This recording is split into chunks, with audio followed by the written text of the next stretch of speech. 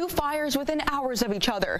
Now, fire officials say this house fire in Ferrisburg made it difficult to contain this warehouse fire in Vergennes. It's a combination of social media and surveillance video, and police tell me this mural was vandalized not once, but twice. Dave Bush is tracking snowfall in the Channel 3 Weather Center, and Channel 3's Ike Ben David is live in South Burlington with road conditions. First, we send it out to Ike. The glimmer of hope. It paints a vivid picture of the events that unfolded in Parkland, Florida earlier this year. Creating a legal market for marijuana. It's been a hot topic in the Vermont legislature. Some lawmakers are trying to make it happen this year, while others are firmly against it. Before the bus program, over 100 students had no other choice but to walk, and some say they live over a mile from school. In Virginia, the laying of the wreath on the tomb of an unknown soldier. And in France, President Trump paying his respects to our fallen soldiers. Well, Darren Sleen, at the end of the day, it didn't matter how the Patriots did it, as long as they came out on top. Thank you for joining us on your Saturday night. I'm Taylor Young. We start off tonight with an update on the death of a UVM student. This morning, police say a 19-year-old man was found dead in the back of a parking lot of a business at 294 North Winooski Ave in Burlington. They say temperatures were below zero when the man was cutting through the parking lot early this morning. Police say he was not wearing proper clothing, which may have contributed to his death. At this time, police say there is no indication of foul play. They have not yet released the man's name, and the investigation continues. Montpelier is mopping up a mess of ice and water. This is what it looked like early this morning after an overnight water main break spilled thousands of gallons of water into the streets. We sent Channel 3's Olivia Lyons there to see how the flood of water took a toll on those who live there. And Dave, it sounds like it's only going to get warmer. It's not very often we've been able to say that. Oh, I know. It's just been so cold. Well, that goat farmer in Alberg is overwhelmed when his Facebook post advertising free baby goats went viral. More than 30,000 shares later, the post has sparked a conversation about the industry. Channel 3's Neliana Ferraro finds out why some are concerned about the kids after they're adopted. It's been painfully cold these last few weeks, with temperatures diving into the negatives at times. But that extreme chill didn't stop these Vermonters from taking a dip. And millions will be tuning into that game, and for many in Vermont, you might be seeing a familiar face. I'm really excited for it. We're all excited. We'll have live coverage of that in our show, of course, on around 11:30, 11:45. So we hope to see you there. And in the meantime, getting a little bit warmer. At 5:45, as fog is rising over East Montpelier, 12-year-old Oliver Hansen starts his day.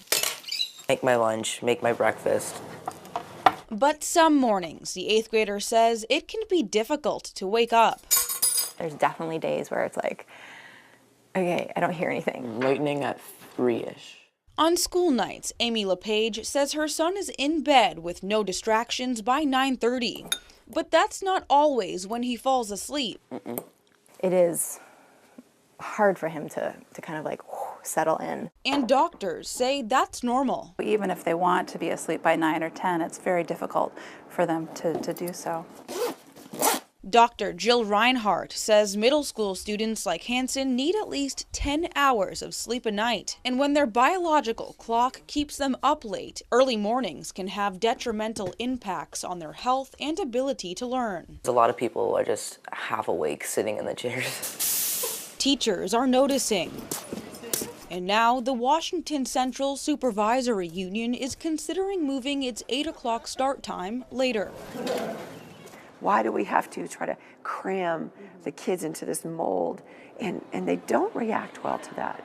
Karen Bradley serves on the school start time subcommittee. How concerned are you? Since September, the group has compiled studies about student sleep habits, showing their first bell might be too early. For him to have a little extra time in the morning would be great. I started playing in middle school. But not everyone is on board with the potential change. It would be very hard. Molly Brown is a sophomore at U32. When she's not on the lacrosse field, she's spending her evenings making money to pay off her car. I get on the bus and it drops me off at the roundabout by Montpelier, and then I just walk to work. She says if the school day gets pushed back, she would have fewer hours to work and be forced to stay up later to do homework. A lot of kids are really just thinking of like, I get to sleep in later. They're not thinking about like anything else. Have a good day, bud. Some say a change in school time could also cause problems for working parents. There's just some parents, and I get that are not flexible. And there's days when I'm not flexible either. Love you, bud. Have fun. But Hansen and his mother still support a change. What they're trying to do is really worth it, and to not move toward change just because it could be hard.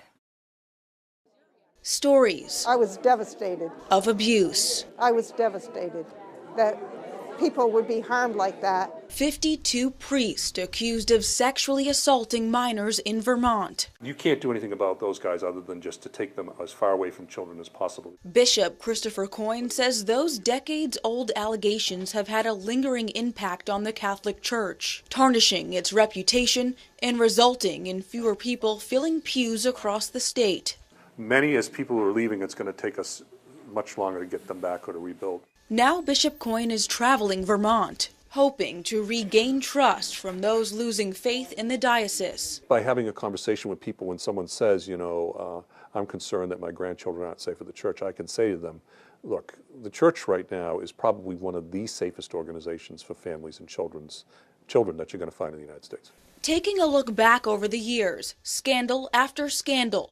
A Burlington orphanage run by the diocese accused of abuse, and dozens of victims coming forward with stories of molestation. They weren't careful about who was being ordained. They weren't going through any kind of psychological training or formation. Bishop Coyne says times have changed. There has not been an accusation in Vermont in 16 years. By sparking the conversation, he hopes to clear misconceptions about safety in the Catholic Church and win people's trust back. I think the church will flourish again because it always has. Every weekday morning, Hillary Disselets helps her 3 children get ready for school. Once shoes are tied and jackets are zipped, they're out the door to catch the school bus alongside Susie Wilson Road in Essex Town. It's very busy, especially during morning commute. As the bus approaches and comes to a stop, the driver lays on the horn. But not to get attention from the kids. He already has it. The beeps are for the drivers whizzing by instead of stopping. Every morning I can take a video and I can get 2, 3 cars, sometimes more, going right past the bus. Oh, there's another one. This thing is 45 feet long. It's bright yellow. You got lights going. It should be a no-brainer, but it's not. Bobby Joe Jewell drove this route for 2.5 years and says laying on the horn didn't stop drivers from breaking the law. People are not concentrating on the roads as much. They're preoccupied with their day. Essex Town buses do not have exterior cameras, and in order to prosecute a driver, the bus driver must catch the license plate and description of the person driving the car. But Jewell says that would take her eyes off the kids.